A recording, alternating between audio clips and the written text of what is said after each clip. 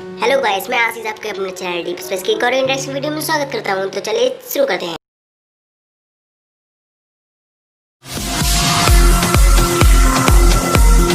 हमारे लिए एक बहुत बड़ी मिस्ट्री रही है जो छिपी है अंतरिक्ष की गहराइयों में। वहाँ कहीं दूर हमारी पृथ्वी जैसे ग्रह हैं जो अपने तारे का ऑर्बिट कर रहे होंगे, जहाँ जीवन के पनपने लायक कंडीशंस मौजूद होंगी।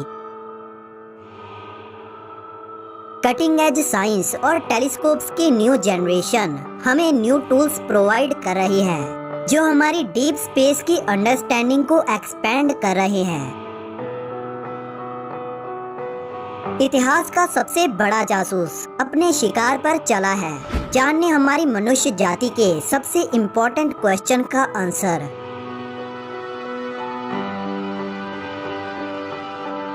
हमारे शहरों की चकाचौंध करने वाली लाइटों से दूर बंजर सड़कों के किनारों पर एक अमावस की रात को हमें ऊपर देखने पर मिलता है सांसों को थमा देने वाला हमारी मिल्की वे गैलेक्सी का नजारा, जिसमें हम देखते हैं हजारों, लाखों और करोड़ों तारों को जो कि हमें थमा सा देते हैं।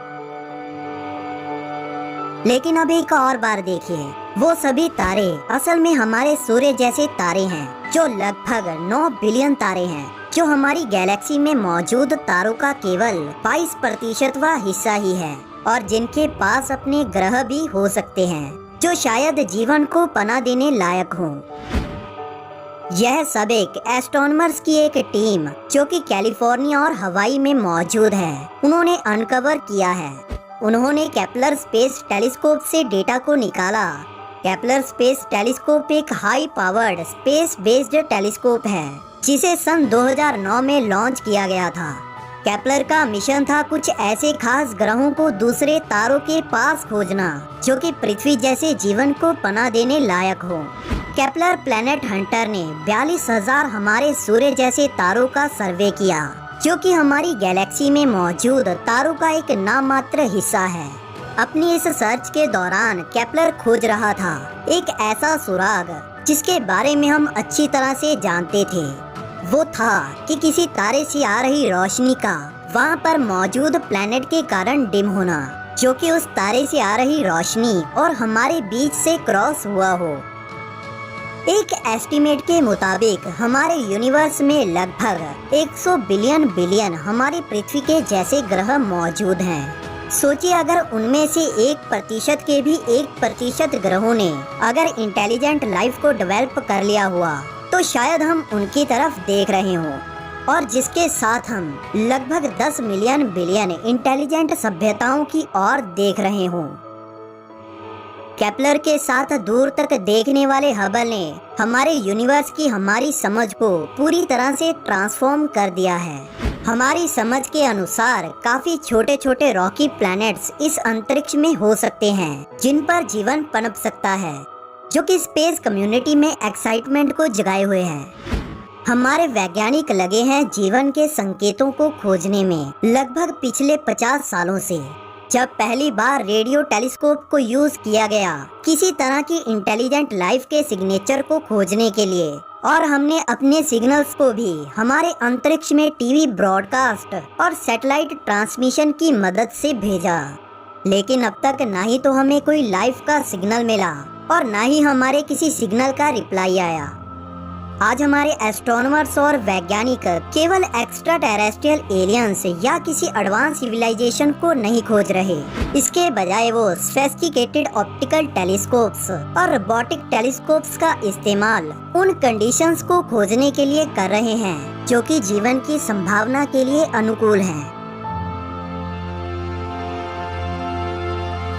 जैसे कि हम जानते हैं कि पृथ्वी ही वो अकेला ग्रह है जहाँ पर जीवन पनप सकता है और जीवन पनप रहा है, जिसकी एक झलक ने यह पॉसिबल किया, जो कि एक क्रिटिकल स्टार्टिंग पॉइंट है जिसके लिए 3 मुख्य तत्वों का होना जरूरी है जो कि बेसिक बिल्डिंग ब्लॉक एलिमेंट्स हैं, जैसे कि कार्बन, ऑक्सीजन, हाइड्रोजन और नाइट्रोजन।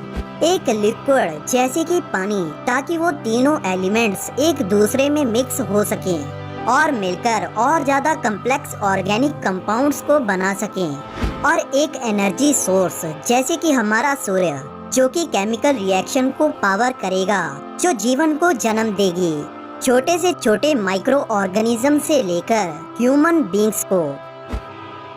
पृथ्वी पर जीवन हमें सबसे रिमोट लोकेशंस पर भी देखने को मिलता है। हाल ही में डीएनए के ट्रेसिस को आइस फ्लोर से खोजा गया, जो कि अंटार्कटिका की बर्फ की चादर के कई किलोमीटर नीचे दबी है।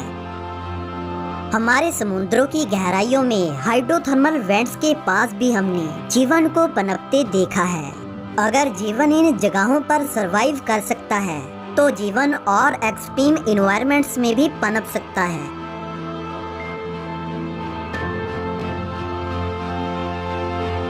हमारी पृथ्वी का करीबी पड़ोसी मार्स हमारा जीवन को खोजने के लिए एक मेजर फोकस रहा है। अलग अलग मार्स मिशन से मिली सैटेलाइट इमेजरी ने उस थ्योरी को भी काफी बूस्ट किया, जिसके अकॉर्डिंग मार्स की सतह पर किसी समय पानी बहता था। वैज्ञानिकों का कहना है कि मंगल पर मौजूद नदियों और नालियों का डेंस नेटवर्क शायद किसी प्राचीन नदी या बर्फ के पिघलने या फिर बारिश के कारण बना होगा, लेकिन वो लिक्विड वाटर कई बिलियन साल पहले ही मंगल से गायब हो गया, जब यह ग्रह ठंडा हुआ और इसका एटमॉस्फेयर गायब हो गया। वैज्ञानिकों के एक एस्टीमेट के अनुसार इसके पोलर आइस में इतना पानी इकट्ठा होकर जमा हुआ है, जो कि पिघलने पर इस पूरे ग्रह को 80 फीट गहरे ओशियन से कवर कर सकता है। जब नासा का क्यूरियोसिटी रोवर मंगल ग्रह की सतह पर उतरा था, तो इसने और ज्यादा पानी को खोजा, जो कि मंगल ग्रह की जमी हुई मिट्टी में फंसा हुआ है। यह मंगल ग्रह पर जीवन की संभावना का एक उम्मीद भरा संकेत है। कुछ 100 मिलियन माइल्स दूर जुपिटर का एक मून यूरोपा जीवन की संभावना के लिए नासा का सबसे अच्छा दांव है। यूरोपा की आइस क्रस्ट के नीचे विशाल ओशियन है, जहां बैक्टीरियल लाइफ भी मिल सकती है, स्पेशली अगर यूरोपा की सतह के नीचे एक्टिव वोल्केनोज मौजूद हों। लेकिन जिसका पता लगाने के लिए हमें 1 दशक का इंतजार करना होगा, क्योंकि नासा शायद यूरोपा के लिए सन 2025 तक मिशन को लॉन्च करे। What about the life outside the solar हमारे system? वैज्ञानिक आज कड़ी मेहनत करने लगे हैं कल को काम करने वाले प्लैनेट हंटिंग इंस्ट्रूमेंट्स को बनाने में। नासा और MIT के बीच हुए ऐसी ही एक एग्रीमेंट के बाद सन 2017 में टेस्ट को लॉन्च किया गया, जो आज लगा है एक्सोप्लैनेट्स को खोजने में। वो छोटे ग्रह जिनका कोई अपना पेरेंट स्टार हो, और यह ऐसे ही ग्रहों को कैटलॉग करके फ्यूचर एक्सप्लोरेशन के लिए तैयार रखेगा। सन 2021 में नासा के the James Webb space telescope को लॉन्च किया जाएगा, जो कि नासा की next generation premier space observatory है। इस टेलीस्कोप्स के 18 हेक्सागोनल मिरर, जो कि जोड़ने पर 21.4 मीटर्स के होंगे, जो कि इसे हबल स्पेस टेलीस्कोप से ज्यादा लाइट गैदरिंग पावर देंगे।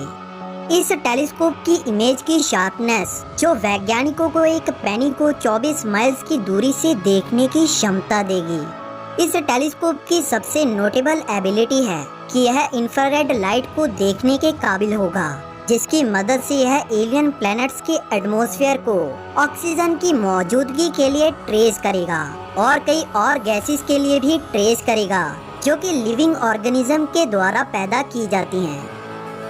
लेकिन किसी अर्थ जैसे किसी ग्रह को खोजना, जिसे अर्थ ट्विन कहा जा सके, एक प्लैनेट जिसका साइज और टेम्परेचर बिल्कुल पृथ्वी जैसा हो, यह हमारे लिए एक काफी बड़ा चैलेंज होगा।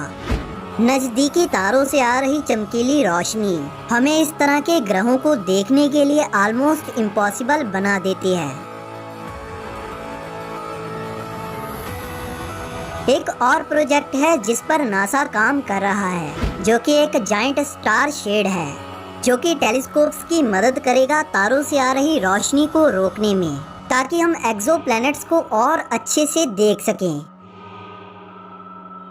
अगर सब कुछ सही रहा तो स्टार शेड को एक सेपरेट टेलीस्कोप की मदद से सन 2023 में लॉन्च किया जाएगा। इन बिलियन गैलेक्सीज और कुछ 100 बिलियन प्लैनेट्स के बीच जीवन के मिलने की संभावना काफी ज्यादा बढ़ती जा रही है। पृथ्वी के बाहर मौजूद जीवन आखिर अभी हमारी नजरों में आता जा रहा है। दोस्तों, आपका क्या कहना है आज की इस वीडियो के बारे में, हमें कमेंट सेक्शन में जरूर बताएं। दोस्तों, आपको आज का वीडियो कैसा लगा? अगर आपको वीडियो पसंद आया तो वीडियो को लाइक और शेयर करना ना भूलें और हमारे चैनल स्पेस डोज को सब्सक्राइब जरूर कर लें और बेल नोटिफिकेशन ऑन करना ना भूलें। हम मिलते हैं इसी तरह के अगले नए इन्फॉर्मेटिव वीडियो में। तब तक के लिए बाय बाय। आप हमें इंस्टाग्राम में ऐप भी पर भी फॉलो कर सकते हैं। Link is available in description. Thank you.